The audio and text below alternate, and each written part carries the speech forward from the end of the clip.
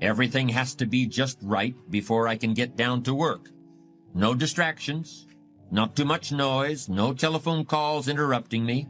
And of course I have to be feeling well physically too. I can't work when I have a headache.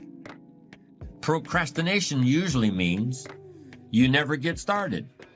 Ask people why they procrastinate, and you'll often hear something like this: I'm a perfectionist.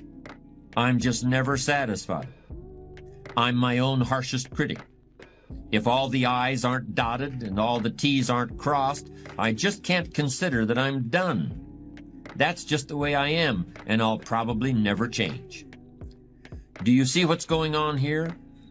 A fault is being turned into a virtue. The perfectionist is saying that his standards are just too high for this world.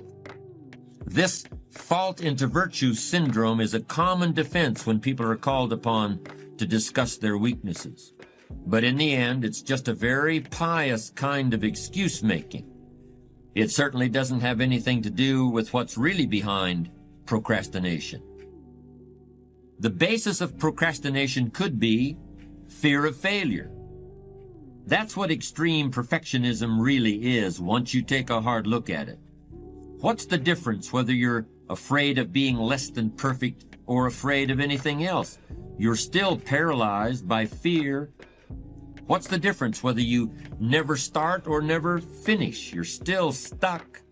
You're still going nowhere. You're still overwhelmed by whatever task is before you.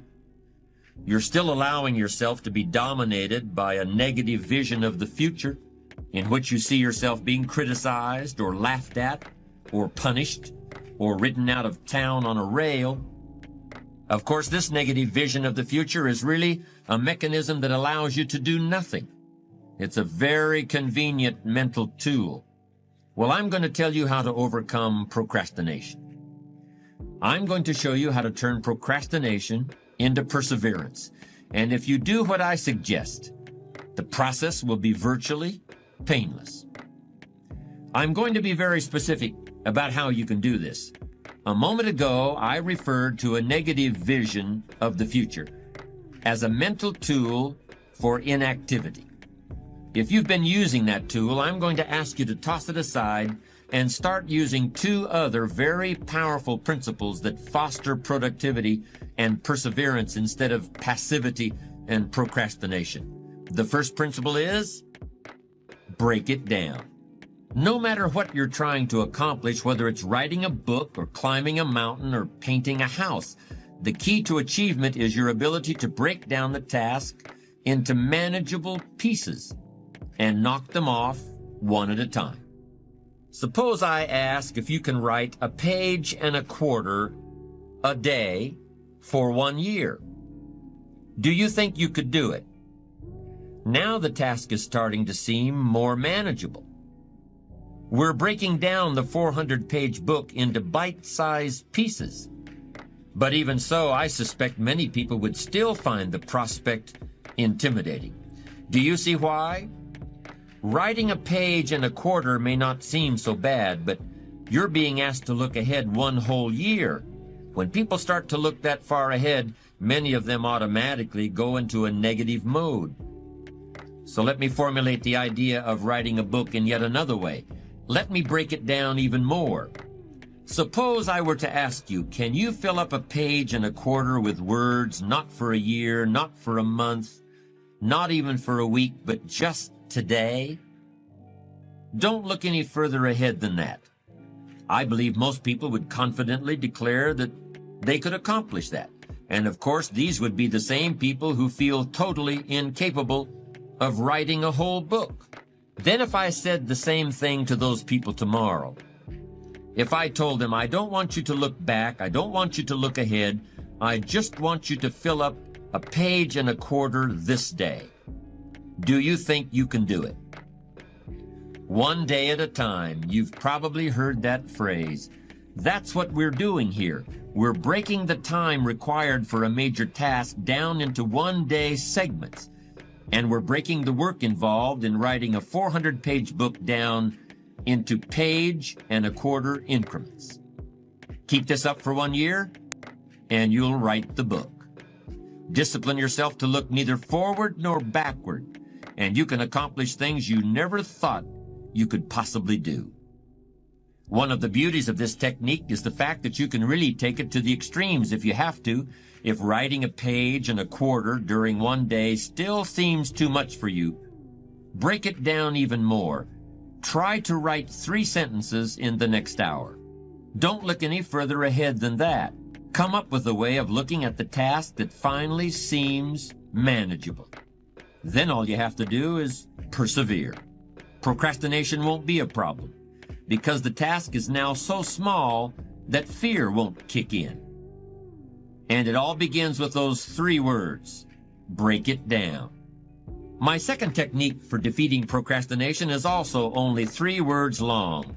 The 3 words are: write it down. We've seen how important writing is to goal setting. The writing you'll do for beating procrastination is very similar, but instead of focusing on the future, you're now going to be writing about the present, just as you experience it every day. Instead of describing the things that you want to do or the places you want to go, you're going to describe what you actually do with your time, and you're going to keep a written record of the places you actually go. In other words, you're going to keep a diary of your activities, and you're going to be amazed by the distractions, detours, and downright wastes of time that you come up with during the course of a day.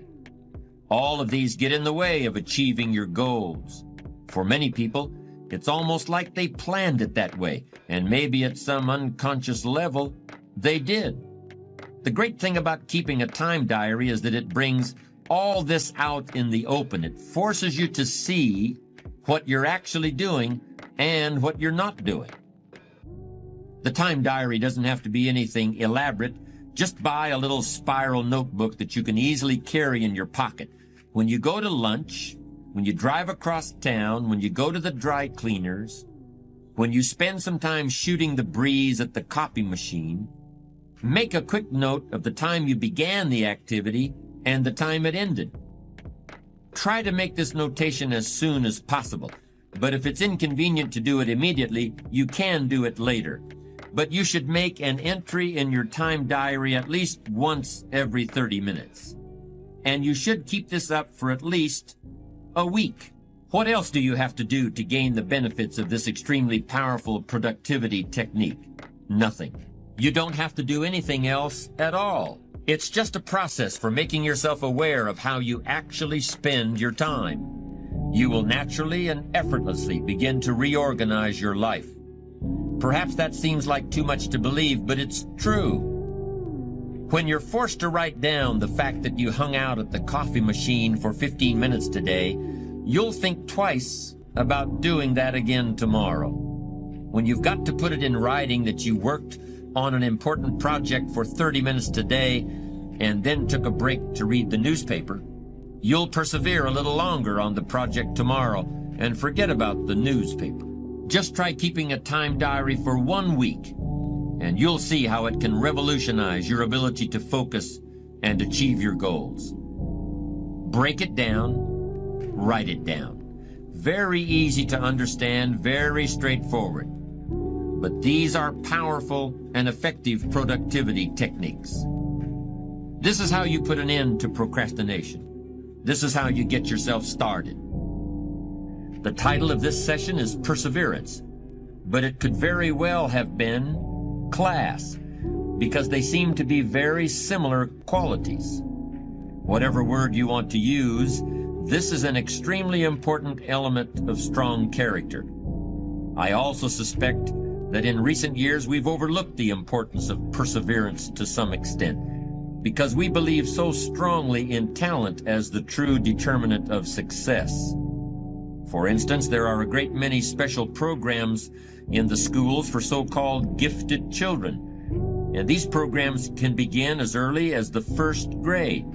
A child is tested, and he's either gifted or he isn't. He either has talent or he doesn't.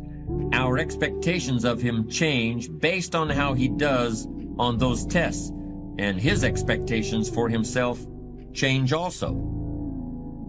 Of course, there are some educational systems that place a little less faith in talent and a little more faith in long, hard work.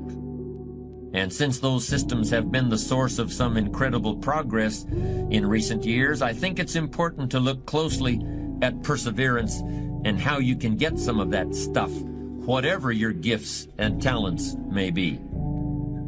But can you really develop perseverance? Can the human equivalent of class and perseverance really be learned the way you can learn to drive a car or play a musical instrument? To a great extent, I think perseverance can be learned, and there are some very powerful techniques that can help you learn it. By far, the most important tool you can use in developing perseverance is a personal list of challenging, realistic, well-defined, and highly rewarding goals. Goals are major to a genuinely success-oriented person. Without them, you're just playing around. Despite everything that's been written about the importance of goal setting, very few people actually put it into practice. It's always amazed me the way the average guy puts more thought and effort into planning his 2-week vacation than he devotes to planning his life. What's he taking a vacation from? He hasn't really decided what he's trying to do in life, but for 2 weeks out of the year, he just decides he wants to do something else. And this is what he plans very carefully. Challenge creates strong character, and goals represent challenge in its most positive form. Leaders have their personal goals clearly in focus, as well as the goals of the organization. In fact, one of the principal responsibilities of leadership is defining goals for the vast majority of people who aren't able to do it for themselves.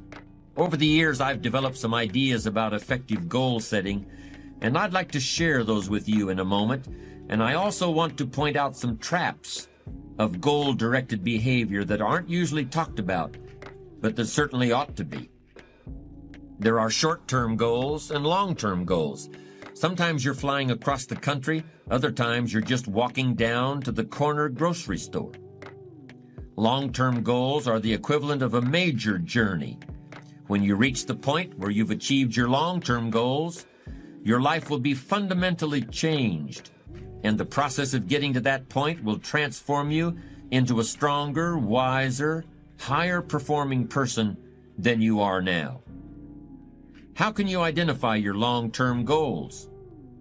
On a sheet of paper or in a notebook, write these 5 headings. Number 1, what do I want to do? Number 2, what do I want to be? Number 3, what do I want to see? Number 4, what do I want to have? And number 5, where do I want to go? Now, under each of these categories, write down several possible long-term goals. Be very relaxed about this. Just allow your mind to flow and come up with 3 to 6 ideas for each category. Don't worry about a lot of details at this point, and don't spend too much time describing a particular goal. In category number 1, for example, what do I want to do? Suppose you want to write a book about the history of your family, going back to the arrival of your great-grandparents in the United States. Just quickly jot down family history. Then as you look down the list of categories, it occurs to you that you've always wanted to see the pyramids in Egypt. So you write pyramids. Keep writing down ideas as long as the list of categories continues to inspire you. You'll probably be surprised at some of the things that turn up. You may have kept a great many desires and aspirations hidden in the back of your mind, but the opportunity to write them down will move them to the forefront of your consciousness. That's one of the benefits of this technique. That's why action is so important. The least action, the smallest action. Take it. Because when you start accomplishing and the value starts to return from that one action, it'll inspire you to do the next one and the next one and the next one. You start walking around the block, it'll inspire you to get an apple. Get an apple, it'll inspire you to get a book. Get a book, it'll inspire you to get a journal. Get a journal, it'll inspire you to grow, develop some skills. All disciplines affect each other.